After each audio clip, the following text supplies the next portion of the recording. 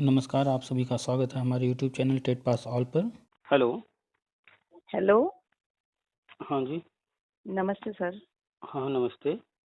Sir मैं श्रद्धा सिंह बोल रही हूँ पीलीभीत से। और बताइए। मैं एक अनुदेशक भी हूँ और मैं एक्चुअली बीएड और यूबीटेड सब क्लियर कर रखा है। सर मैं ये जानना चाहती हूँ कि न्यू एजुकेशन पॉलिसी में पैरा टीचर्स तो रखे नहीं जाएंगे अब।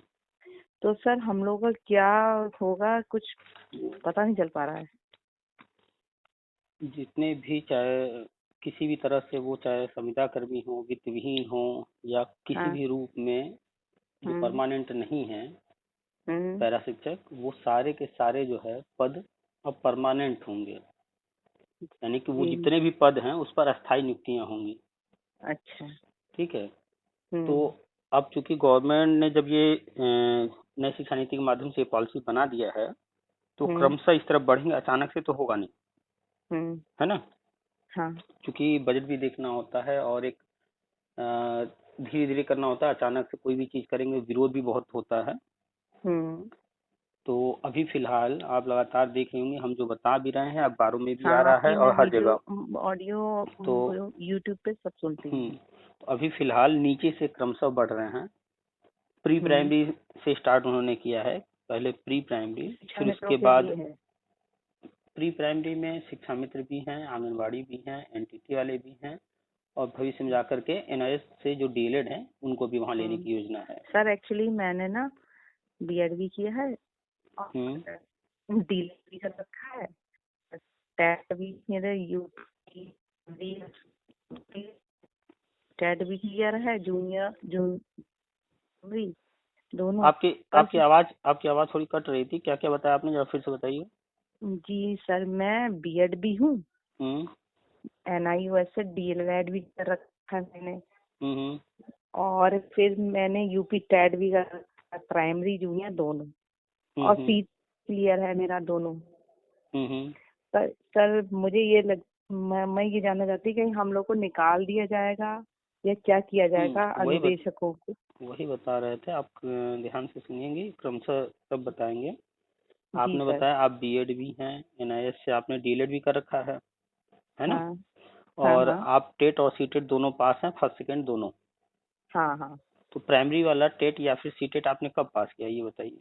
जी प्राइमरी वाला तो मैंने 2018 में पास किया है और सीटेट मैंने 2016 में पास किया।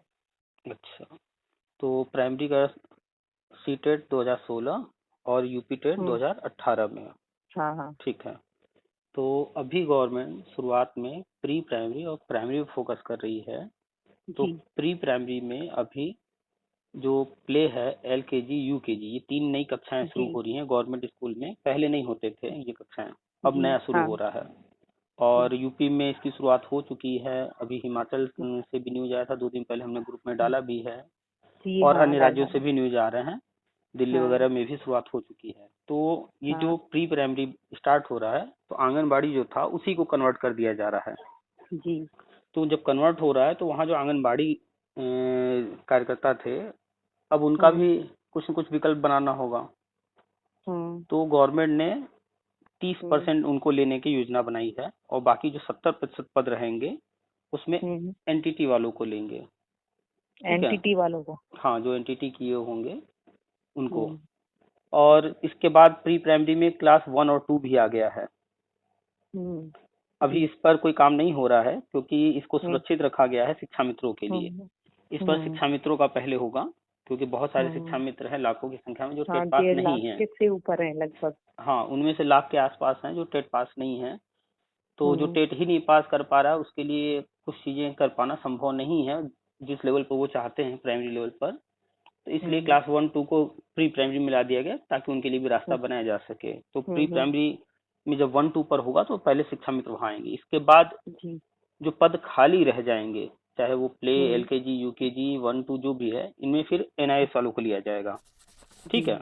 अब जी। जैसे प्री प्राइमरी की बात करें, जब एनआईएस वालों को यहाँ लिया जाएगा तो आप भी एनआईएस से डीलेड हैं, जी। तो आपको यहाँ मौका मिलेगा या नहीं मिलेगा। बिल्कुल मिलेगा।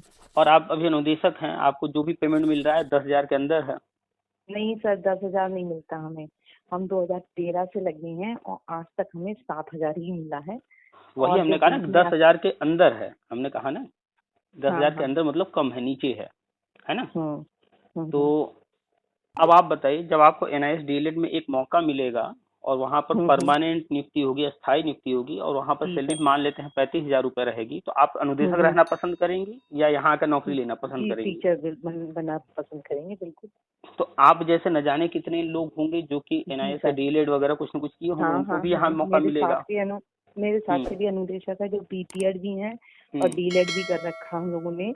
तो एक्चुअली सारे अनुदेशक इसलिए बहुत परेशान है कि ना तो गवर्नमेंट ने अभी सैलरी अनुपूरक बजट पास किया, 2000 का अनाउंस ही किया, लेकिन शासन देश जारी नहीं किया। अरे तो लोग मूर्ख है ना, स्टॉप यहाँ पे थोड़ा सा रोकेंगे आपको। लोग मूर्ख है ना, लोग लॉलीपॉप के चक्कर में रहते हैं। हम बार बार बात करते हैं भाई छोटी छोटी चीजों पर ध्यान मत दो, मूल रूप से आगे क्या होने जा रहा है उस पर ध्यान दो। तो जो होने जा रहा है, संविदा ही खत्म होने जा रहा है, तो लोग जो है 1,000 2,000 4,000 मानदेय बढ़ाने की बात कर रहे हैं, इसका कोई मतलब नहीं है। मैं सर आपको इतने मतलब मुझे आपको फॉलो करते हुए 1-1.5 साल से ऊपर हो गया। मैं आपके टेलीग्राम पे भी मैं जुड़ी हूँ और आपके यूट्यूब चैनल पे भी देखती हूँ, और आपका वैसे भी ग्रुप में जुड़ी हूँ। सर मैं बिलीव नहीं करते लोग मेरी बात को। मैं अगर कहती तो लोग कहते पागल है, मुझे कहते लोग पागल है। जो भी बातें हम करते हैं, जो नई शिक्षा नीति है, समग्र शिक्षा अभियान है, RT एक्ट है, इन पर हम बातें करते हैं। और ये जो पॉलिसीज हैं गवर्नमेंट जब लेकर आती है, तो ये पॉलिसी जो है एक लंबे समय के लिए प्लान किए जाते हैं, 5 साल 10 साल 20 साल के लिए। तो उसमें जो चीजें होनी है काफी टाइम टेकिंग है वो। तो हम किसी से कुछ भी कहेंगे, वो आज तो हो नहीं रहा है तुरंत, तो लोगों को दिखेगा नहीं, और जो चीज लोगों को दिखता नहीं है वो लोग मानने को तैयार नहीं होते हैं तुरंत। जैसे हम 2016 में कहे कि TET लाइफ टाइम होगा, 2017 में कहे, 2018 में कहे, कोई नहीं मानने को तैयार था। लेकिन जब 2021 में वो चीज हुआ है तो लोग उसको अब एक्सेप्ट कर लिए। 2021 में भी जून में हुआ है, जून से पहले मेरी जिन लोगों से बात हुई होगी, ऑडियो हमने डाला होगा, आप सुनेंगी तो किसी को भी तब भी बिलीव नहीं हो रहा था। लेकिन जब जून में हो गया है तब लोगों ने बिलीव करना शुरू किया है। तो लोग जो है वो भौतिकवादी ज्यादा है। कहना चाहूंगी सर, मैं एक बात कहना चाहती हूँ आपको। सर एक्चुअली हमारे जो संगठन के लोग हैं वो फेवर करते हैं, जैसे अब जो योगी जी ने जो भी किया वो उससे सहमत नहीं है एक्चुअली। और कुछ लोग सहमत है भी क्या, वो सबको पता नहीं। हो एजुकेशन पॉलिसी होगी तो संविदा खत्म हो जाएगी, ये तो कंफर्म है। अभी आगे क्या करेंगे योगी जी, क्या करते हैं मंत्री जी, वो उन पे डिपेंड करता है। बिल्कुल, तो वही चीज हम सारी चीजें डिटेल एक्सप्लेन करते रहते हैं, तो लोग समझते नहीं। वो ये तो विश्वास करते हैं कि निकालेंगे तो नहीं, अब ये करेंगे क्या। तो वही तो बता रहे। ये बताइए कि जब आप जो है NIS वाला जो DLED का होगा, वहाँ आपको मौका मिलेगा, तो आप आके यहाँ ले लेंगी, उसके बाद ये अनुदेशक का पद खत्म किया जाएगा, तो क्या आप जाएंगे वहाँ विरोध करने?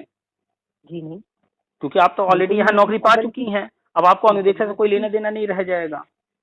और सर एक चीज और, अब जो आप कहते हैं 2011 से 18 तक के टैग पास लो, ये आप ये कहते हैं कि सबको लिया जाएगा काउंसलिंग के थ्रू, और ये सब जो आप कहते हैं, क्या ये वाकई में चाहिए? 100% यही होगा और धीरे धीरे सब कुछ सामने आएगा। अभी हमने सिर्फ प्री प्राइमरी की बात किया, अभी आगे और चीजें जो हैं, इसके बाद गवर्नमेंट प्राइमरी की तरफ जब जाएगी तो प्राइमरी में भी लाखों पद खाली हैं। ये पद आज से नहीं खाली हैं, सन 2000 से ये पद बने हुए हैं। जब सर्व शिक्षा अभियान आया था, ये तब के पद हैं। और जैसे तैसे शिक्षा मित्र योजना और अन्य योजना चला करके काम चल रहा था। फिर 2010 में RT एक्ट आता है, तो कहा जाता है कि 5 साल के अंदर इन पदों को भरना है, लेकिन नहीं भरा जाता है। विवाद तरह तरह के बनते हैं। यही सारे पद जो 20 साल पुराने पद हैं, उनको गवर्नमेंट भरने जा रही है, तो लोगों को विश्वास नहीं हो रहा है कि ऐसा भी हो सकता है क्या। लोगों ने देखा ही नहीं। थोड़े जो जैसे 72,000 में 6,000 पद रह गए थे, इस तरीके से सारे काउंट करे जाएं तो काफी पद है। जो पुरानी भर्तियों में खाली रह गए हैं वो तो है ही, जो पद निकाले ही नहीं गए कभी जो है उसमें वैकेंसी आई ही नहीं, हम उन पदों की भी बात कर रहे हैं। और इसका पूरा ब्यौरा जो है MHRD ने जारी किया है कई बार।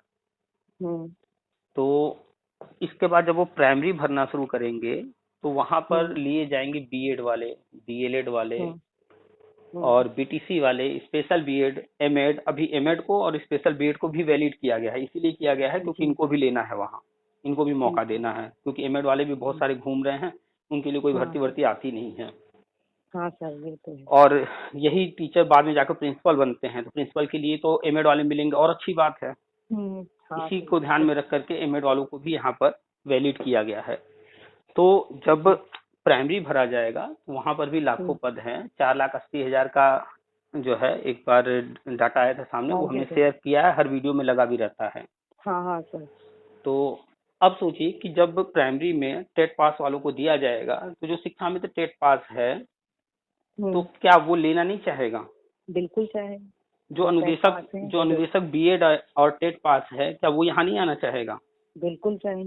ऐसे ही कस्तूरबा वाले हुए, वित्त विहीन हुए, विहान चलता है विहान वाले हुए, कोई भी हैं जो भी एनआईएस से डीएलएड किए हैं वो प्री प्राइमरी की तरफ भागेंगे, और जो टेट पास हैं वो बीएड या बीटीसी या डीएलएड जो भी उन्होंने किया है तो वो प्राइमरी की तरफ भागेंगे। फिर वो नहीं पूछने जाएंगे भैया कि अनुदेशक का क्या होगा, वित्त विहीन का क्या होगा, कस्तूरबा का क्या होगा, विहान का, उनको इससे कोई मतलब नहीं रह जाएगा, ये नौकरी मिल रही है चुपचाप ले लेंगे।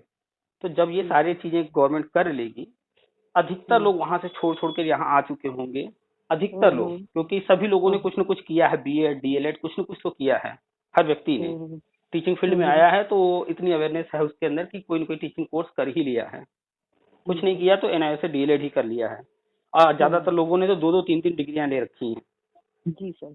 जैसे आप ही हैं, बीएड भी हैं, एनआईएस से डीएलएड भी हैं, तो नौकरी तो एक ही करेंगी। अनुदेशक की तो मैंने डीएलएड भी, एनआईएस से डीएलएड भी कर लिया, और जब मैं अनुदेशक पे लगी थी तो मैं बीएड ऑलरेडी थी।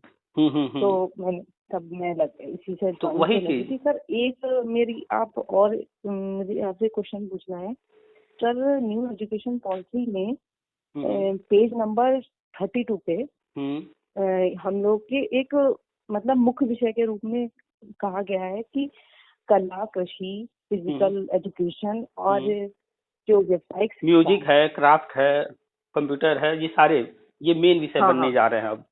हाँ, तो उसमें ये सर मुझे ये क्लियर करना है कि वो मतलब वो टीचर्स होंगे, ये लिखा है। बिल्कुल, yoga, physical education, music, art, craft, ये सारे ये पद जो है अस्थाई होंगे, इन पर अस्थाई शिक्षकों की नियुक्ति होगी, जैसे केंद्रीय विद्यालय में होते हैं, जैसे नवोदय विद्यालय में शिक्षक होते हैं, वैसे ही यहाँ भी शिक्षक दिए जाएंगे।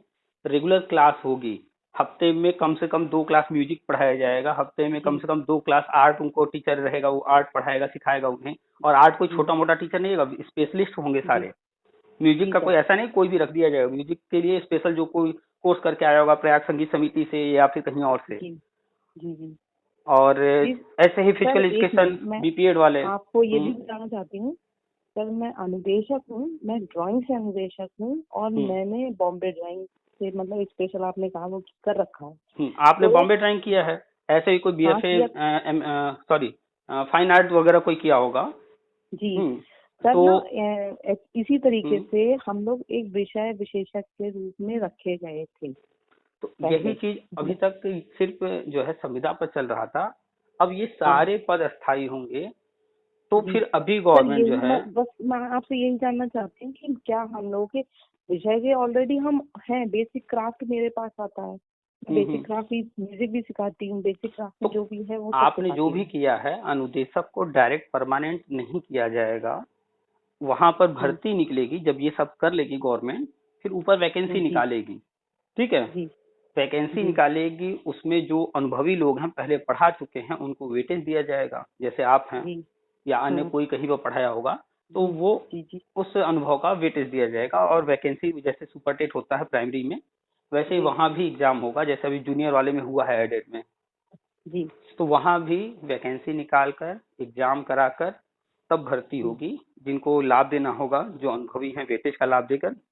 तो अब कोई नया व्यक्ति वहां जाना चाहे या कोई पहले अनुदेशक रहा हो, कस्तूरबा में पढ़ाया हो, जो भी, वो वहां वो भी ट्राई करेगा, जो बाजी मार लेगा फिर वो वहां पर पढ़ाएगा। तो यानी वहां भी सारे पद भरे जाएंगे परमानेंट। तो सर 1 अप्रैल के बाद हमारी 1 अप्रैल 2022 से हमारी मतलब संविदा खत्म, और हम लोग की संविदा खत्म हो जाएगी। मतलब एक आम अनुदेशक जो मैं, चलो मैं बीएड करी हूँ, बाकी अन्य नहीं है, तो संविदा खत्म हो जाएगी, हमारी जॉब छूट जाएगी।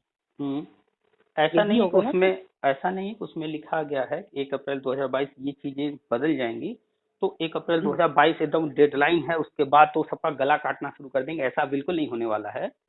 हाँ, एक लक्ष्य रखा जाता है, एक अनुमानित समय रखा जाता है कि ये हमें टारगेट अचीव करना है इतने समय में, और कभी कभी हम उससे पहले भी वो टारगेट अचीव कर लेते हैं, कभी कभी कुछ ज्यादा समय लग जाता है। तो गवर्नमेंट जब भी कोई नीति लेकर आती है, आपने देखा होगा कुछ चीजें समय से पहले हो जाती है, कुछ समय ज्यादा समय, कुछ कामों में ज्यादा समय लग जाते हैं।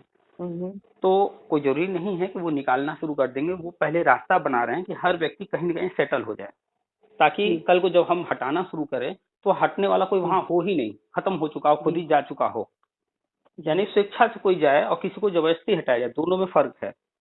तो जबरदस्ती अगर हटाएंगे तो तकलीफ होगी, तो वो ऐसा काम करने जा रहे हैं। हम लोग को अभी तकलीफ है, तो हाँ, बात की बात तो बहुत दूर की बात है, तो किसी की रोजी रोटी आप छीनेंगे तो कोई वो छीन नहीं रहे हैं, वो छीन नहीं रहे हैं। आज योगी जी बैठे हैं, कल अखिलेश बैठे थे, परसों कोई हो सकता है कोई और बैठा रहे, कुर्सी पर कोई बैठा हो, ये तो हमें भी पता है। देखो वो राजनीति की बात फिलहाल छोड़ देते हैं, कौन आएगा हम उस पर बात नहीं कर रहे हैं, हम कह रहे हैं कोई भी बैठा होगा, कुल मिला करके सरकार कोई न कोई तो चला रहा होगा, और जो नीतियां होती हैं कोई आएगा उसको उस नीति के अनुसार काम करना पड़ेगा। तो जो भी संविदा के पद हैं, जिसको कि किराए का मकान कह सकते हैं, एक तरह से आपने ले रखा है और लोगों ने उसे अपना समझ लिया, तो क्या अगर किराए के मकान में कोई 1 साल रहे या 10 साल रहे, क्या उसका अपना हो जाएगा? वो नहीं होगा। वैसे ही जब संविदा उस पर लिखा हुआ है, आपने साइन किया है, आपने सारे जो भी टर्म्स कंडीशंस थे उसको एक्सेप्ट करते हुए आपने ज्वाइन किया है, तो परमानेंट कभी नहीं होंगे। ऐसे ही केंद्रीय विद्यालय वाले भी गए थे हाई कोर्ट, सुप्रीम कोर्ट, सब लड़े। सुप्रीम कोर्ट ने स्पष्ट ऑर्डर किया कि संविदा कर्मियों को परमानेंट किसी सूरत में नहीं किया जा सकता। उसके पीछे उन्होंने कारण बताया कि अगर मान लेते हैं 10,000 संविदा कर्मी है, हम उनको परमानेंट करते हैं तो 10,000 पद चले गए, और जो बाहर बैठा व्यक्ति इंतजार कर रहा है कि भैया भर्ती आएगी, हम भी फॉर्म भरेंगे, हम भी जो है एग्जाम देकर नौकरी लेंगे, उस 10,000 पद पर उसको तो मौका मिला ही नहीं। समानता के अधिकार के तहत सबको मौका मिलना चाहिए। तो सुप्रीम कोर्ट ने इस पर अपना स्पष्ट गाइडलाइन दिया है कि कोई भी संविदा कर्मी परमानेंट नहीं होगा। हाँ, जो अनुभवी है, जिसने काम किया है, उसको ऐसे ही नहीं छोड़ सकते हैं, उसको उस अनुभव का वेटेज लाभ वगैरह कुछ गवर्नमेंट दे करके कुछ राहत दे सकती है। लेकिन ये कि उनको परमानेंट कर दे, बाहर जो बैठा इंतजार कर रहा है उसको कोई मौका ही न दे, ऐसा नहीं होगा। अभी जो कुछ भी होगा, चाहे शिक्षा मित्र के लिए हो, चाहे जिसके लिए हो, ऐसा कहीं नहीं होगा कि उठाकर किसी एक को सब कुछ दे दिया जाए। यहाँ पर भी आप देखेंगे जो कुछ भी गवर्नमेंट लेकर आएगी उसमें ऐसा कहीं कोई दूसरा गुट नहीं होगा जो ये कह सके नहीं हमारे साथ अन्याय हो रहा है, यहाँ हमें मौका मिलना चाहिए। यानी कि वो इस तरह से रास्ता तैयार करेगी, ओपन चैलेंज होगा। गवर्नमेंट आंगनबाड़ी को भी मौका देगी, शिक्षा मित्र को भी मौका देगी, या अन्य जिसको भी देना उनको भी देगी, बाहर के लोगों को भी देगी, दोनों को मौका है, भैया आओ। और जो भी उनका सिलेक्शन प्रोसेस होगा उसको पूरा करते हुए जो फाइट करेगा, जो निकल जाएगा, हालांकि पद इतने ज्यादा हैं सभी हो जाएंगे, कोई दिक्कत नहीं होने वाली है, क्योंकि 1,88,000 आंगनबाड़ी है, 9 लाख पद प्री प्राइमरी में हो रहे हैं, 4-6 लाख पद हो रहे हैं प्राइमरी में, पद तो बहुत हैं। तो इसीलिए जो चीजें हम बता रहे हैं ये भविष्य में होना है और ज्यादा दूर नहीं है, क्योंकि 2019 में नई शिक्षा नीति तैयार हुई थी, फिर उसको सुझाव लेकर के 2020 में लागू हो गया। कर दिया यूपी में कि नई शिक्षा नीति लागू हो चुकी है। यूपी में तो उस पर ऑलरेडी बहुत सारे काम हो चुके हैं। जब उन्होंने संवाद प्रोग्राम बुलाया था यार हम लोगों के लिए 2000 अनाउंस करने के लिए, तो उन्होंने ये पूर्ण रूप से कह दिया था कि नई शिक्षा नीति यहाँ लागू हो गई है, केंद्र ने आपकी व्यवस्था खत्म कर दी है और आपके लिए हम अपने विभाग से कुछ आपके मतलब आपकी आगे मार्ग की प्रशस्त करने के लिए अपने विभाग से हम कहेंगे, ये शब्द है उनके कि आपके मतलब आपको क्या कैसे आगे मतलब प्रक्रिया क्या करनी है, कैसे रखना है, ये हमारा विभाग अभी तय करेगा।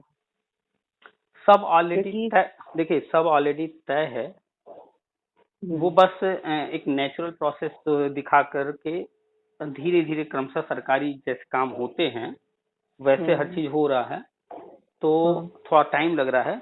सब कुछ फिक्स है, क्योंकि जब नई शिक्षा नीति तैयार की जा रही थी तो तैयार करने से पहले, कोई भी चीज तैयार करने से पहले एक फ्रेम तैयार किया जाता है कि हमें ये चीज क्यों तैयार करना है और इसमें किन किन बातों का विशेष तौर पर ध्यान रखना है तैयार करते वक्त। तो जब तैयार किया जा रहा था तो उसमें विशेष तौर पे सन 2000 से अब तक की जितनी फाइलें थी सब मंगा करके, चाहे वो कोई मुद्दा कोर्ट में चल रहा था या कुछ धरना वरना करने वाले थे, जिस तरह के भी मुद्दे थे सबको सामने रखा गया और उसमें लिस्ट तैयार किया कि किस तरह के कितने लोग हैं, इनकी संख्या लगभग कितनी है। तो जब हम योजना बनाएं तो इनको ध्यान में रख करके इस तरह की योजना बनाएं कि इनके लिए रास्ता तैयार होता चले। ऐसा ना हो कि हम कोई योजना बना दें और फिर इस तरह के लोग छूट जाएं, बिल्कुल पूरी तरह से इग्नोर हो जाएं, ऐसा नहीं। वो चूंकि हर संगठन मांग कर रहा है, अनुदेशक भी धरना वरना करते हैं, शिक्षा मित्र भी करते हैं, आए दिन नई भर्ती की मांग होती रहती है, बीएड वाले धरना करते हैं। तो ये जो धरना कर रहे हैं ये धरना न करें, इनकी डिमांड क्या है, जब हमें जरूरत है टीचर की तो इनको फिर धरना के लिए क्यों छोड़ा जाए, इन्हीं के लिए हम पॉलिसी बना लेते हैं। वो सारा चीज ध्यान में रख करके तब नई शिक्षा नीति तैयार की गई। कोई उसको पढ़ेगा समझेगा तब तो समझ में आएगा, कोई डीपली पढ़ना ही नहीं चाहता उसको। जी सर, मैंने पढ़ी है, थोड़ी बहुत तो पढ़ी है, जो जहाँ पर अपने मतलब का है वो जरूर पढ़ा है मैंने। पहले आया था मसौदा जो था करीब करीब 800-900 पेज का था, उसी में से फिर उसको शॉर्ट किया गया तब ये आया है। तो लोग अभी नई शिक्षा नीति पढ़ रहे हैं तो यहाँ पर तो शॉर्ट में सब कुछ लिखा है। इसका विस्तृत रूप आया था मसौदा 800-900 पेज का, हमने तो वो पूरा पढ़ा है, तो हमें तो विस्तृत रूप में हर चीज पता है, इसीलिए हम चर्चा करते रहते हैं। अब लोग कहते हैं कि कहाँ ये कहीं दिख ही नहीं रहा है। अरे भाई जाओ पढ़ लो ना, अभी भी मसौदा अगर किसी को चाहिए तो हम भेज देंगे, 800-900 पेज का पढ़ ले, उसमें एक एक चीज पर।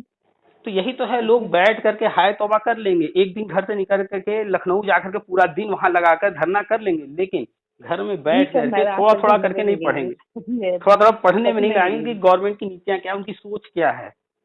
अगर हम किसी की सोच जान लेंगे तो हमें पता चल जाएगा कि वो हमारे लिए सोच रहा है कि नहीं सोच रहा है। और हर चीज लिखित में है, ऐसा भी नहीं है कि जुबानी है बस अब मंच पर गए बोल दिए, करेंगे कि नहीं करेंगे पता नहीं, हर चीज लिखित में है। और ये जो नई शिक्षा नीति है गवर्नमेंट नहीं बनाती है, इसके लिए एक कमेटी बनाई जाती है और उस कमेटी में जो सदस्य होते हैं, उसके मेंबर्स वगैरह जो अध्यक्ष वगैरह होते हैं, उन लोगों के माध्यम से तैयार किया जाता है। काफी दिनों में इस पर रिसर्च करके तब तैयार किया जाता है और फिर फाइनल किया जाता है। जी सर। तो कस्तूरी रंगन कमेटी का आपने नाम सुना होगा। जी सर सुना। तो उन्होंने ही इसे तैयार किया, उसके बाद फाइनल हुआ है और अभी फिर एनसीएफ तैयार करने के लिए उन्हीं की कमेटी फिर बना दी गई, एनसीएफ नेशनल करिकुलम फ्रेमवर्क। तो वो पाठ्यक्रम तय करेंगे स्कूलों में किताबों में क्या क्या पढ़ाया जाए, क्या पढ़ाया जाए, क्या पढ़ाया जाए, क्या पढ़ाया जा रहा है, उसमें क्या बदलाव किया जाए और बहुत सारी चीजें हैं उसमें। और ये नहीं कि सिर्फ जो है स्कूली शिक्षा के लिए, वो पूरा तैयार करते हैं फ्रेमवर्क कि शिक्षा जहाँ से शुरू होती है और लास्ट तक जब बच्चा जहाँ तक जाता है पढ़ाई करने, चाहे वो कोई कोर्स करता है, तो उसे कौन सी शिक्षा देनी है, उसका उद्देश्य क्या होगा, उसको हमें किस तरफ ले जाना, उसके माइंड में हमें क्या डालना है, किस तरह का उसे हमें तैयार करना है। जैसे एक कंप्यूटर होता है, उसमें जो हम सॉफ्टवेयर डालते हैं वो वैसा काम करता है। जी सर। ऐसे ही मानव भी है, उसके दिमाग में जो चीजें डाली जाएंगी, जिस तरह की चीजें डालेंगे वो वैसा ही सोचेगा, वैसा ही व्यवहार करेगा। जी। तो उसी हिसाब से पाठ्यक्रम तैयार किया जाता है। अगर किसी को पढ़ा दिया जाए कि गांधी जी बहुत अच्छे थे, उन्होंने ऐसा ऐसा किया, तो वो गांधी जी को अच्छा ही मानेगा। और अगर किसी को गांधी जी की सच्चाई बता दी जाए कि उन्होंने विभाजन के समय क्या क्या किया, किस तरह की चीजें हुई, तो फिर वो गांधी जी को बुरा ही मान लेगा। सोशल स्टडी पढ़ा रही हूँ, मुझे पता है कि एक्चुअली मेरे सोशल सब्जेक्ट है, जूनियर का एग्जाम दिया था मैंने, तो मैंने हिस्ट्री पढ़ी है, बहुत डीपली अच्छे से पढ़ी है। जो सच बात जो है, जो आज मोदी जी कर रहे हैं एक्चुअली में वो हिस्ट्री है। और जो हम पढ़ाते आए हैं, पूरे 9 साल से मैं पढ़ा रही हूँ, सोशल स्टडी पढ़ाती हूँ स्कूल में, तो हम अकबर पढ़ाते हैं, अकबर जिनका मुगलों का सारे वो पढ़ा रहे हैं। एक्चुअली में हमारे जो कल्चर था वो हम पढ़ाते ही थे, हिस्ट्री वो थी, वो तो है ही नहीं हमारी हिस्ट्री। हम देखिए पूरा जो हमारा सिलेबस है वो जो है, जो हमारी पीढ़ियां हैं, जो हम लोग पढ़ करके आ रहे हैं, और उनको जो है कुछ चीजें दिमाग में जबरदस्ती डालने के लिए बनाए गए सिलेबस, और सच्चाई को छुपा दिएगा। जैसे अभी विवाद चल रहा है, राहुल गांधी भी इस पर ट्वीट कर रहे हैं सुभाष चंद्र जी को लेकर के, इतना बवाल मचा पड़ा है आजकल, 2 दिन से मीडिया में यही चल रहा है। अरे सर कुछ नहीं है, वो सब बेवकूफों वाली बातें हैं। सुभाष चंद्र जी की हिस्ट्री बिल्कुल क्लियर है और ना तो वो गांधी के विरोधी थे। एक्चुअली क्या था, जब नेहरू जी बीच में आए थे, नेहरू जी का कोई इतिहास, ना तो उन्होंने कभी डंडे खाए हैं, ना उन्होंने कोई कभी कुछ, उनकी फैमिली में कभी, मोतीलाल नेहरू ने आके केवल 1929 में बना दी थी अपनी वो नेहरू ने अपनी लाइफ में वो क्या अपनी किया पार्टी है, बना ली थी। उससे पहले स्वतंत्रता संग्राम तो इन लोगों ने देखा ही नहीं है। जो नेहरू खानदान ने, चला रहा, हाँ, नेहरू खानदान ने कुछ खास किया नहीं है। लोग भले गिना दें कि इनकी डेथ हो गई, उनकी डेथ हो गई, तो आतंकवादी हमले में या इस तरह की घटनाओं में बहुत सारी चीजें होती हैं। जो प्रधानमंत्री बनेगा या कोई बड़े पद पर होगा तो उसके साथ चाहे अच्छा किया हो या न किया हो, घटनाएं हो सकती हैं। बस उसी को लेकर के लोग उसी को लेकर के लोग जो है बहुत बड़ी बड़ी बातें करते हैं। नहीं तो जो मेन लीडर रहे हैं, भगत सिंह, सुखदेव वगैरह वगैरह, जो भी, उन लोग का कोई फेवर नहीं था उनका। हाँ, ये लोग तो थे फ्रीडम फाइटर, तो ये थे। मैंने बहुत सर अच्छे से पढ़ी है, इतने लेकिन पढ़ाया क्या गया कि चरखे से आजादी आई है। लेकिन ये लोग हमारी जो पाठक है ना, जो हम जो पढ़ाते हैं जूनियर हाई स्कूल में, हिस्ट्री, वो हिस्ट्री इतनी बेकार है। केवल 7th क्लास में पूरा मुगल भरा है, पूरा ऊपर से आगे से पीछे तक। 8th में पूरा अंग्रेज भरे हैं, और अंग्रेज और स्वतंत्रता संग्राम, स्वाधीनता, पुनर्जागरण, ये भरा है। और 6th में आदि मानव, चंद्रगुप्त, उसके बाद जो आगे आ जाओ, ऋषि, जैन धर्म, ये सब चीजें। कोई तो अभी ये सारी हिस्ट्री चेंज होगी और नया सिलेबस आएगा। और चूंकि ये सारी चीजें जब हो रही हैं और होंगी, तो जानते हैं कि एक तबका है, एक गुट है जो कि विरोध करेगा ही करेगा। तो इसलिए बहुत सारी चीजें अचानक नहीं की जा सकती, धीरे धीरे हो रहा है, सब चेंज होगा। अभी सबसे पहले इस चीज को चेंज किया गया है हायर एजुकेशन में। आप देखेंगे बहुत सारी यूनिवर्सिटी हैं अपने यहाँ वैदिक संस्कृति, वैदिक काल वगैरह, इन सबको शामिल किए हैं कुछ सिलेबस में, थोड़ा बहुत चेंज किए हैं, और कुछ मुगल काल वगैरह थोड़ा बहुत हटाए हैं। जो ISPCS के एग्जाम होते थे उनमें जो मुगल काल का जो पोर्शन था उसको घटाया गया है, कम किया गया है। तो बदलाव जहां पर तेजी से लोग मतलब डीपली सोचते हैं, वहां तेजी से किया जा रहा है हायर लेवल पर।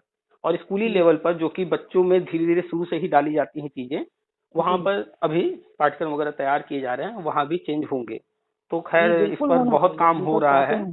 हाँ, ये सारे काम हो रहे हैं। सच्चाई जो छुपाई गई है वो सब सामने आएगा, और जो गलत मनगढ़ंत कहानियां हैं। मैं खुद फ्रीडम फाइटर हूँ, मतलब मैं फ्रीडम फाइटर मेरे बाबा थे।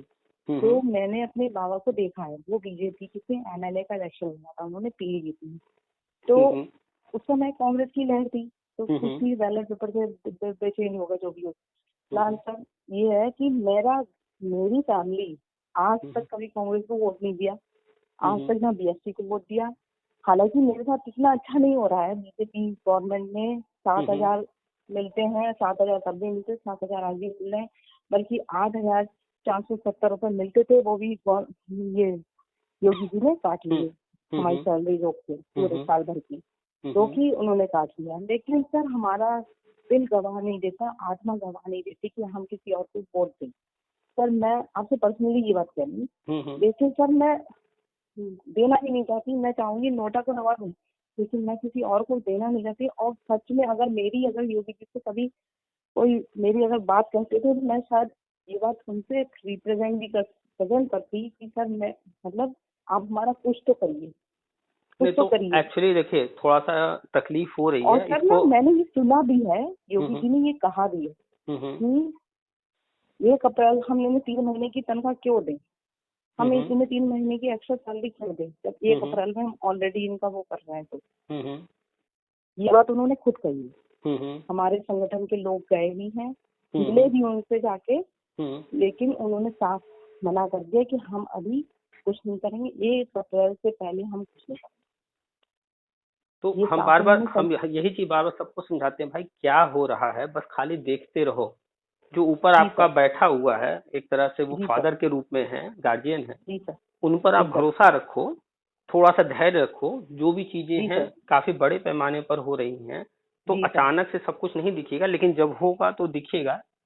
तो तरह तरह के लोग हैं, तरह तरह की बातें लेकर आ जाते हैं और समझ नहीं पाते हैं। लोगों को समझाने के लिए हम बहुत सारे एग्जांपल्स देते हैं। नहीं सर, मैं आपकी जितनी भी ऑडियो आती है उसको जरूर सुनती, क्योंकि मैं चाहे वो शिक्षा मित्र से रिलेटेड हो, डीलैक्स हो, जिनकी मैंने अभी तक शिक्षा मित्रों की बातें सुनी, तो मैंने वो सुनी तो मैंने कई बार मेरे मन में आया कि मैं आपको कॉल करके पूछ लूँ, और जितनी बार मैंने फोन लगाया आपका बिजी बताया, तो मैंने आपको मैसेज डाला, 2-3 बार डाला, तो आपने आज इसका रिप्लाई किया है। आज मैंने आपको फिर कॉल किया तो पहली बार ऐसा हुआ कि बिजी नहीं बताया आपका। अभी मेरा स्विच ऑफ था, फिर हमने ऑन किया, आपका मैसेज आया तो वही हमने कहा कि जो है जी कॉल सर, कीजिए। बहुत बहुत तो अभी आपका खाली थे। धन्यवाद। हाँ। आपसे बात करके मुझे सच में अच्छा लगा, और वेलकम। मुझे ऐसा लगा कि शायद हमारा कुछ हो सकता है। और बाकी सर आपसे एक रिक्वेस्ट है कि आप अच्छे लेवल पे नॉलेज गेन इकट्ठी करते हैं, तो आप हमारे लिए भी प्लीज कुछ इकट्ठा करिए, अगर आपको कुछ पता चलता है। हमने बताया ना, देखिए कंक्लूजन यही है अनुदेशक का, चाहे वो अनुदेशक हो या कोई भी संविदा कर्मी हो, सबके लिए रास्ता तैयार है। और सबने या तो बीएड किया है या डीएलएड किया है, चाहे वो एनआईएस से किया हो चाहे जहाँ से। पीएचडी तक करे हुए हैं हमारे यहाँ। तो गवर्नमेंट की पहली जो प्राथमिकता है वो टीचिंग सब्जेक्ट पर है। जो सब्जेक्ट्स हैं, जो टीचिंग सब्जेक्ट्स हैं, उन पर फोकस है कि पहले उनके शिक्षक तो हर जगह पूरे किए जाएं। हम लोग सर पूरे सब्जेक्ट से प्रशिक्षित हैं, बल्कि हमारे तो सब प्रशिक्षित हैं। मेन सब्जेक्ट हाँ सर, एक चीज मैं आपको बताना भूल गई कि हमारी जो विभाग है बेसिक शिक्षा विभाग, उसने अभी लास्ट जुलाई में हम सबका वो मांगा था कि आपने जो जो डिग्रियां आगे कर रखी है, प्रशिक्षण ले रखा है, वो सबका वो लगाइए। जिन्होंने डीएलएड कर रखा है, जिन्होंने बीएड कर रखा है, तो वो इसीलिए मांगा गया, वो इसीलिए आंकड़े जुटाए जाते हैं, समय समय पर मांगे जाते हैं, ताकि गवर्नमेंट को मालूम हो कि अगर हम एनआईएस वालों का कर रहे हैं या बीएड वालों का कोई चीज कर रहे हैं, तो कितने ऐसे अनुदेशक हैं जो कि उधर चले जाएंगे और फिर कितने रह जाएंगे। क्योंकि गवर्नमेंट को सबका ध्यान रखना है ना, लेकिन पहली प्राथमिकता जो उनकी है वो स्कूल है, स्कूल की शिक्षा है, बच्चों की शिक्षा है, न कि टीचर के बारे में पहली प्राथमिकता है। टीचर तो उसमें आते हैं, उनको सैलरी देना है, उनको भी सुविधा देना है, लेकिन वो सेकेंडरी है। प्राइमरी क्या है, तो स्कूल और बच्चे, वहाँ की शिक्षा, तो उसको फोकस करके हर काम वो करते हैं। तो थोड़ा सा बस, और जो भी चल रहा है, जैसे भी चल रहा है, उसको देखते रहिए। अभी थोड़ा सा राजनीतिक माहौल है, चुनाव का माहौल है, कुछ लोगों को लगता है कि योगी जी नहीं आएंगे तो क्या होगा, सपा आ जाएगी तो क्या होगा। तो कुल मिलाकर के केंद्र की, कुल मिलाकर केंद्र की योजनाएं हैं, कोई आए, चुनाव होता है, कोई आ जाए, हम लोग भी तब भी वो होगा। केंद्र की ये हम मानते हैं।